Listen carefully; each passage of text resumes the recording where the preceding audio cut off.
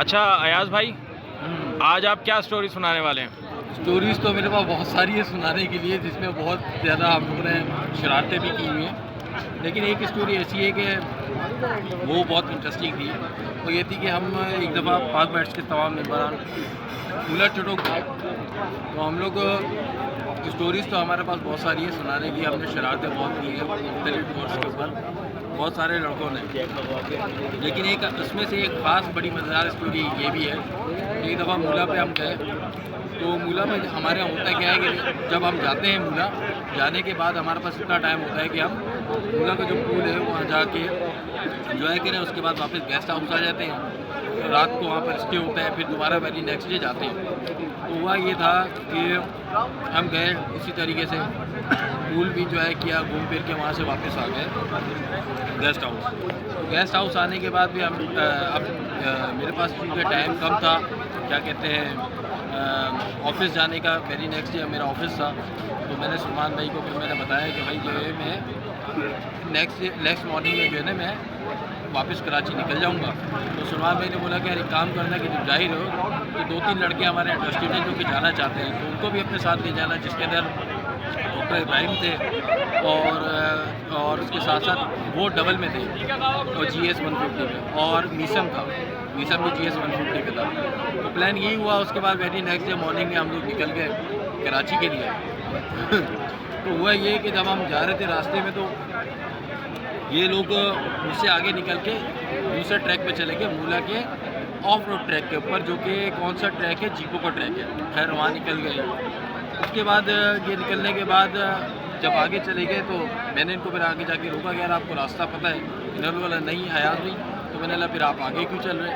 मैंने चला आप आ ही गए तो आपको मैं यहीं से लेके जाता हूँ। अब वो ट्रैक जो है खरजान से पहले का ट्रैक है, 2 रास्ते हैं वहाँ के। तो जब हम उस ट्रैक पे निकले जाने के लिए, तो वहाँ जाने के बाद जो पानी जो बीच में आपके पानी आता है, वो पानी बहुत ज़्यादा मिला।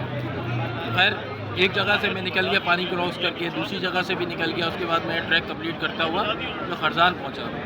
जब मैं खरजान पहुँचने के बाद जब मैंने टर्न होकर देखा तो पीछे वो लड़के गायब। अरे मैंने लगा ये लड़के कहाँ चले गए भाई?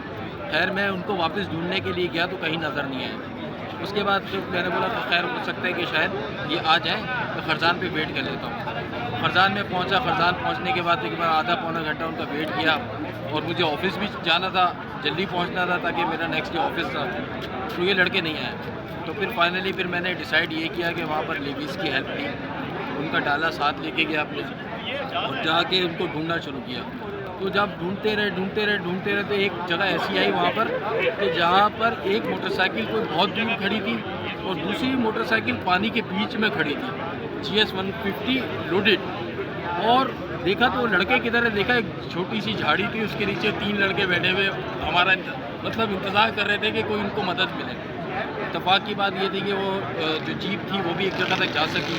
उसके बाद खैर मैंने उनको हाथ दिलाया, वो लड़के आए तो देखा कि वो अली उस्मान, वो क्या नाम है, डॉक्टर इब्राहिम थे, मीसम था। उन्होंने बताया कि यार ये GS 150 पानी में जाने के बाद डबल में ले गए थे तो वो पानी के अंदर और बैठ गई। उसके बाद खैर वो उसकी क्लच प्लेटें वगैरह ख़राब हो गई थी। उस मोटरसाइकिल को वहाँ से निकाला, उस डाले में डाला हमने। डालने के बाद उसको फिर वहाँ से मीसम की भी मोटरसाइकिल निकलवाई। उसके बाद फिर हम लोग वापस खरजान आए। खरजान आने के बाद सब ने चाय वगैरह पी, फ्रेश हो गए। उसके बाद फिर पीछे मूला में जो हमारे लड़के थे उनसे रब्ता हुआ, उनको इन्फॉर्मेशन पहुंच गई उन तक। उसके बाद फिर फाइनली, और तरीक़ेकार भी यही होता है कि जब एक दूसरे की हमें जो है ना हेल्प करनी चाहिए। अगर मैं चाहता उस वक्त तो इनको छोड़ के भी जा सकता था कि नहीं यार अब ये तो मैं लेट हो रहा हूँ, लेकिन ऐसा नहीं होना चाहिए। मेरा दिल भी गवारा नहीं किया। मैंने क्या किया कि उनको उनकी हेल्प यहाँ तक की कि यहाँ पहुँच गए, क्योंकि मेरे पास अपने पास क्लच प्लेटें वगैरह मौजूद नहीं थी, क्योंकि मोटरसाइकिल चल नहीं रही थी।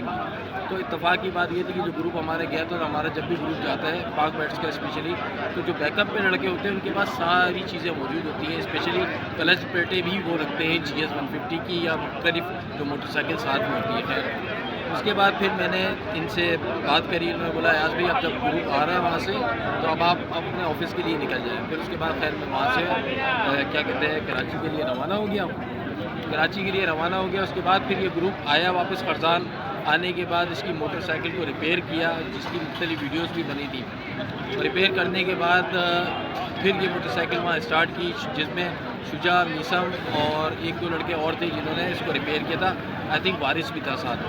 इन्होंने रिपेयर करके फिर उस मोटरसाइकिल को फिर ये स्टार्ट किया, उसके बाद फिर इसको अपने साथ लेकर आया। तो ये एक थोड़ा सा डिफरेंट एक एक्सपीरियंस हुआ था मुझे कि वैसे तो बहुत इंजॉयमेंट करते रहते हैं, और लेकिन क्या है कि इसमें कुछ ना कुछ उनको भी, लड़कों को भी सीखने को मिला और मुझे भी सीखने को मिला कि यार किस तरीके से अगर आप किसी जगह पर कोई हमारा साथी बाइकर अगर कहीं फंस जाता है तो उसको किस तरीके से आपका दिमाग काम करना चाहिए कि उसको कैसे हेल्प आउट करनी चाहिए।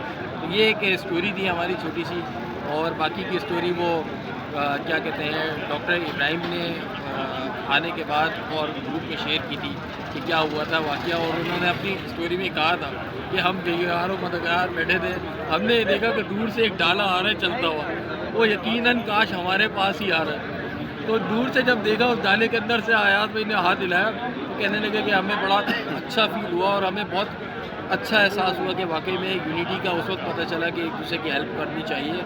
और जिस तरह वो हमें वहाँ से रेस्क्यू करके लेके गए तो उनके लिए भी एक नया एक्सपीरियंस था, तो उनको भी बहुत कुछ सीखने को मिला। उसके बाद फिर वो हमारे साथ सवाद का टूर था, तो डॉक्टर इब्राहिम हमारे साथ गए थे, उन्होंने इस राइड को भी बहुत इंजॉय किया था।